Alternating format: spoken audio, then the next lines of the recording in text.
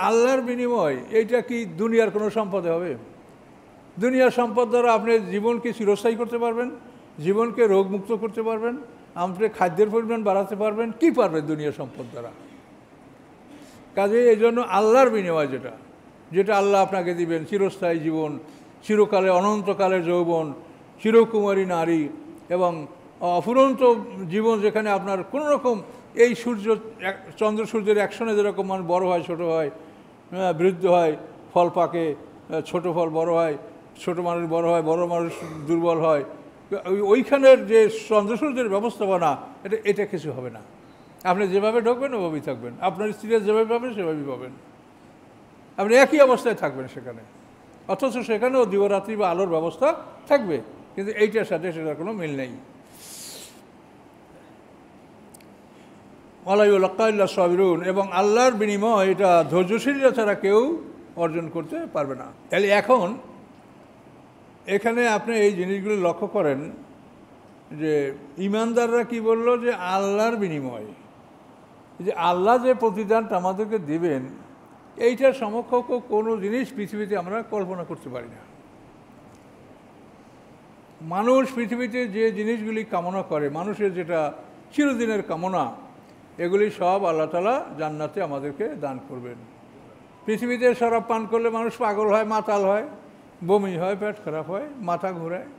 আর আল্লাহ তাআলা জান্নাতের শরাবের ব্যবস্থা করেছেন, আপনি পেট ভরে খান, শুধু শক্তিই বাড়বে, এছাড়া আর কোনো সাইড এফেক্ট আর নাই।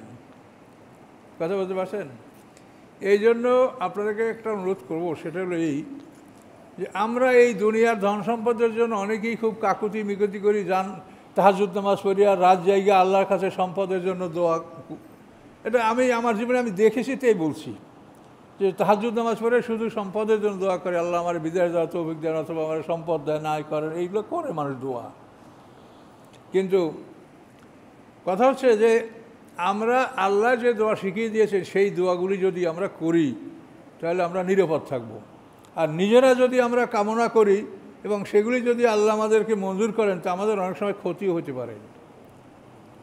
যেমন সালাবা আল্লাহর কাছে সম্পদ চেয়েছিল, যে সম্পদ দেন, আমি সৎকা করব, সূরা তবার মধ্যে আছে। তো সেখানে দেখেন, এই সালাবা এই সম্পদ লাভ করার পরে সে জীবনটা তার ধ্বংস হয়ে গেল। সে জাকাত দিতে অস্বীকার করেছিল, পরে আবার জাকাত নিয়ে রাসূলের কাছে আসে, আলোচনা গ্রহণ করেন নাই। তো এই জন্য আমি আপনাদের সংক্ষিপ্ততা বলি, সেটা হলো কি, দোয়া যেগুলি কোরআনে আছে, এই দোয়াগুলি যদি আপনি করেন তো এর কোনো সাইড এফেক্ট নেই। আর আমি বানাইয়া যদি দোয়া করি, এর কিন্তু সাইড এফেক্ট আছে। কী কথা আমার বুঝতে পারছেন? কাজেই যে দোয়াগুলি কোরআনে বলা আছে, অথবা যে দোয়াগুলি হাদিসে থাকলেও সেগুলি যদি আপনি পরীক্ষা নিরীক্ষা করে দেখেন যে এর মধ্যে কোনো রকম ভেজাল নাই, তবে কোরআনের মধ্যে সীমিত থাকে, কোরআন তো অসংখ্য দোয়া আছে। কোরআনে আল্লাহ যে রব্বানা আতিনা ফিদ দুনিয়া হাসানাতাও ওয়া ফিল আখিরাতি হাসানা, কী অর্থের? আল্লাহ আপনি আমাকে দুনিয়ার কল্যাণ দান করেন, পরকালের কল্যাণ দান করেন। তো এই দোয়াতে তো আপনার কিছু বাকি থাকলো না। দুনিয়ার কল্যাণের জন্য আপনার ধন সম্পদ, স্ত্রী, ছেলে মেয়ে, সব কিছুই তো, সুস্থতা, সব কিছু তো আমি এক কথা পেয়ে গেলেন। কি? রব্বানা আতিনা ফিদ দুনিয়া হাসানা, হে আল্লাহ আপনি দুনিয়ায় আমাদেরকে কল্যাণ দান করেন। এই দুনিয়ার কল্যাণ বলতে ধন সম্পদ, ছেলে মেয়ে, স্ত্রী, পুত্র, পরিজন, শারীরিক সুস্থতা, সব কিছু আপনি পেয়ে গেলেন। অফিল আখিরাতি হাসানা, এবং পরকালও কল্যাণ দান করেন।